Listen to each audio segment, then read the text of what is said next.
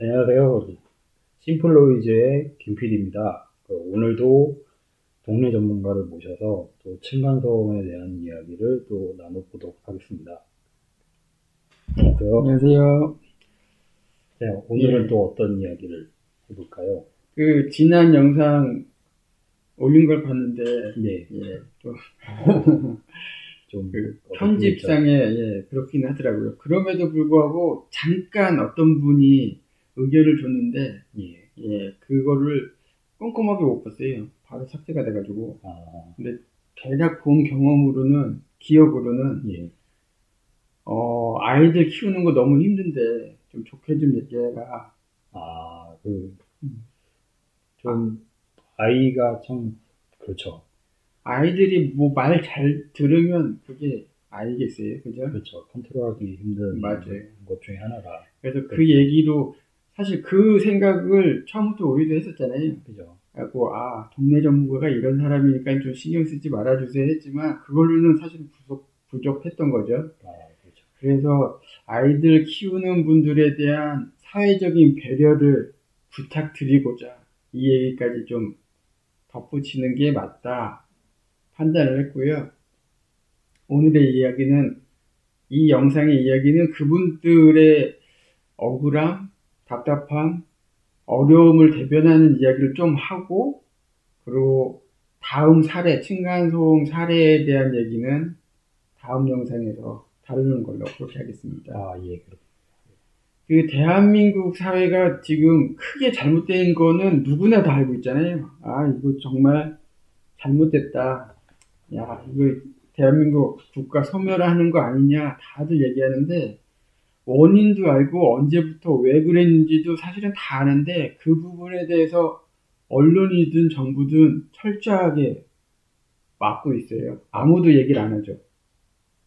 이거 원래 한 20년쯤 전? 그때까지만 해도 TV에서 맨날 이 얘기했는데, 지금은 전혀 안 나와요. 신기하게도. 예. 오히려 지금 더 출산율이 줄어들고 있는 이 시기에 그렇죠. 더 반영되지 않는 그 시점이 언제 갈라졌냐 보면, IMF, 발음 좀 안 되는데, 예. 오랜만에 이 얘기 하다 보니까 발음이 안 되는데, IMF 때, 그 전과 후로 나뉘는 것 같아요. 그 전에는, 대한민국 사회가 이대로 가면은 안 된다. 이런 얘기, 사회적인 얘기를 많이 시사 프로그램이나 특별 강연 프로그램, 이런 걸 통해서 많이 다뤘는데, 예. 그 뒤로는 싹 없어졌죠.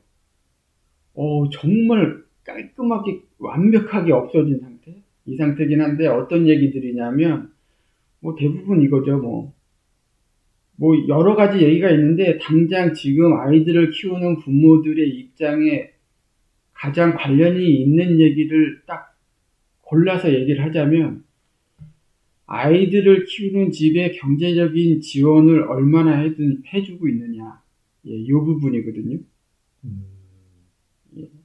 우리나라가 OECD 가입하고도 물론 그렇지만, 그 전에도 엄청난 양의 사회복지자금을 정부 주도하에 세금의 상당량을 쏟아붓고 있거든요. 그렇죠. 저희가 음. 그래도 나름 복지는 많이 쓴다라고 되어 있죠.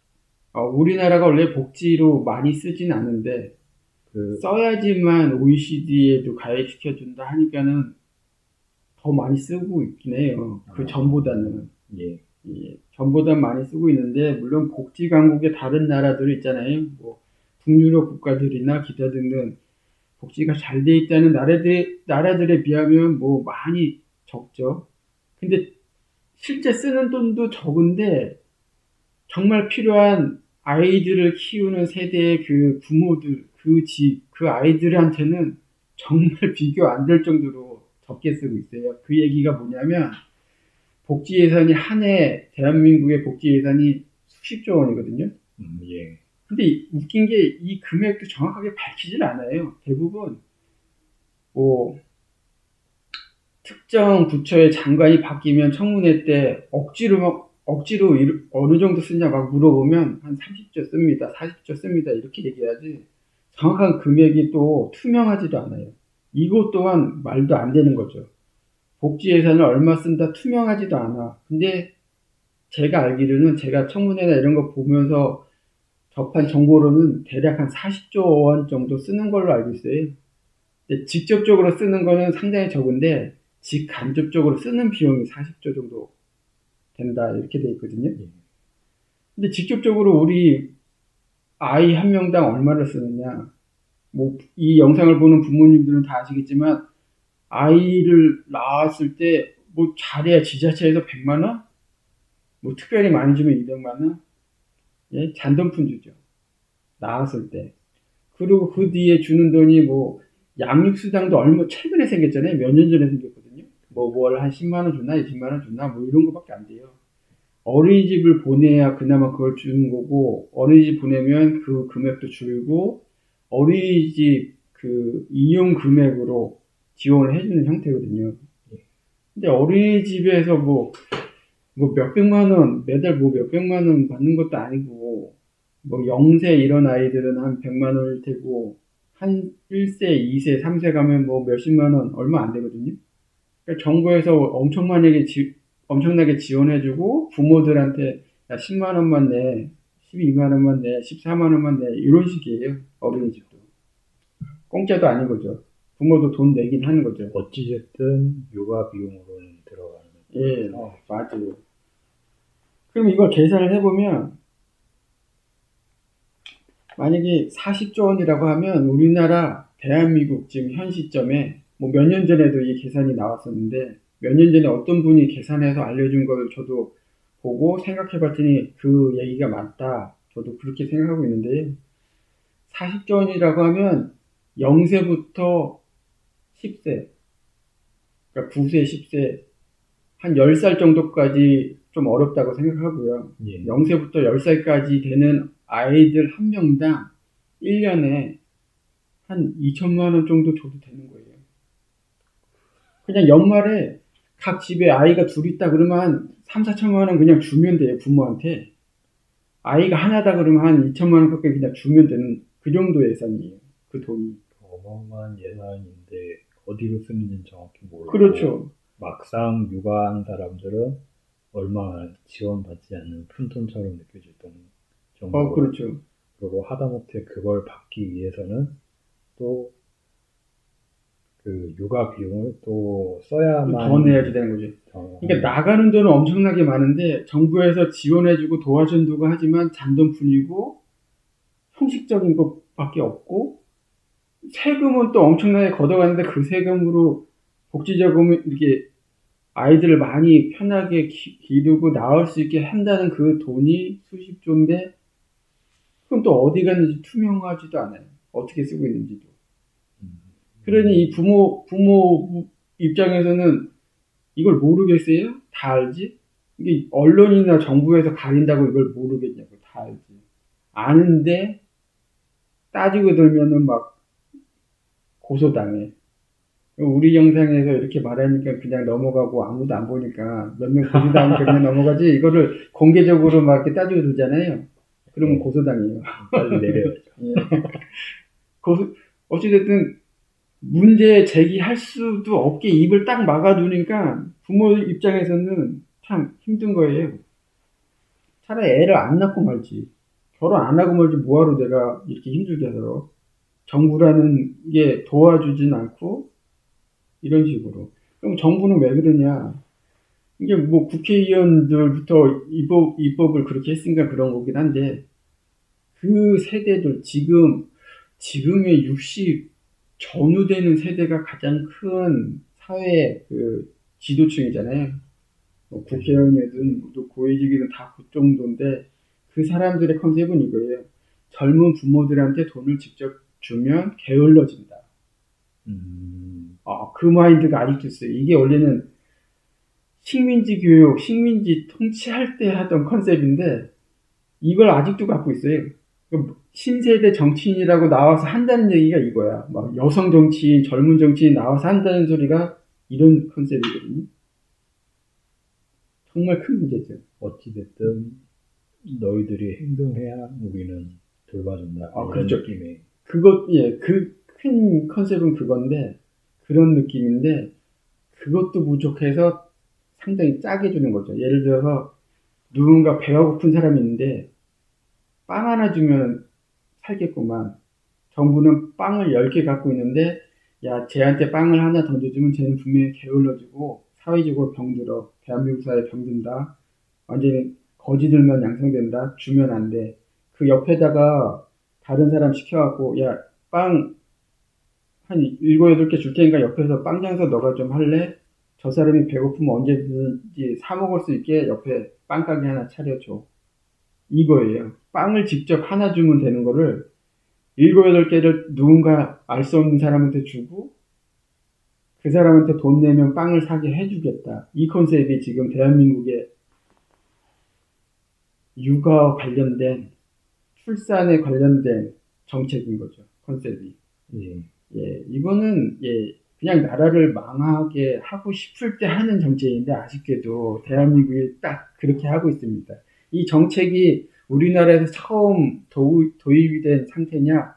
그러면 야, 그 창의력과 그 노력 평가해 줄 만한데 아쉽게도 이거는 몇몇 나라에서 이미 했고 그 결과도 이미 알고 있는 거예요. 가장 대표적인 게 일본이 원래 임진왜란 직전에 통일돼서 조선을 침략한 건지 다들 아시잖아요. 그건 되게 오래된. 그렇죠. 역사에. 그래봤자 200 몇십 년이에요. 그렇긴 하죠. 얼마 안 됐어요. 200 몇십 년밖에 안 됐기 때문에 원래 특정 국가 문화가 사라지려면 최소한 200년 이상 넘어가야 되거든요. 그 전에는 언제든지 독립할 수 있는 그런 사람들인 거예요. 그 정신이 남아 있어서. 그래서 일본이 최근까지만 해도 그걸 하나의 일본을 만들기 위해서 계속 정책을 했는데 이 정책을 똑같이 썼어요. 어떻게 했냐면 도쿄 중심지는 그냥 당연히 편하게 정상적인 정책을 폈고 도쿄 예전에 임진왜란 전에 통일되기 전에 자기들의 가장 거센 반발을 했던 지역은 어린이집을 앞에 세운 이런 그 정책을 폈어요. 그래서 인구를 소멸시킨 거죠. 그러니까 일본의 그 주도 세력들은 자손을 계속 늘어나게 하고 반대 세력은 총칼로 하는 시대는 지났잖아요. 잡음이 너무 많기 때문에 자연스럽게 인구를 소멸시키는 이 정책을 폈거든요. 이 정책을 지금 우리나라에서 지금 쓰고 있는 거예요.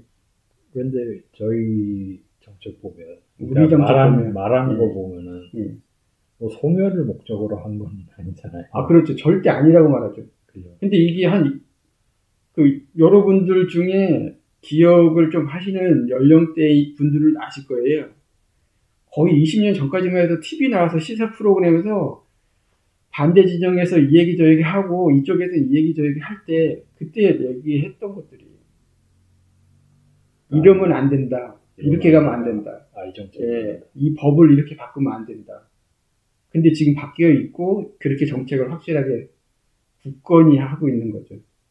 그리고 이 방법이 일본이 처음 만든 것도 아니에요. 이 방법은 프랑스에서도 그 전에 이 방법으로 프랑스의 역사도 되게 희한하거든요.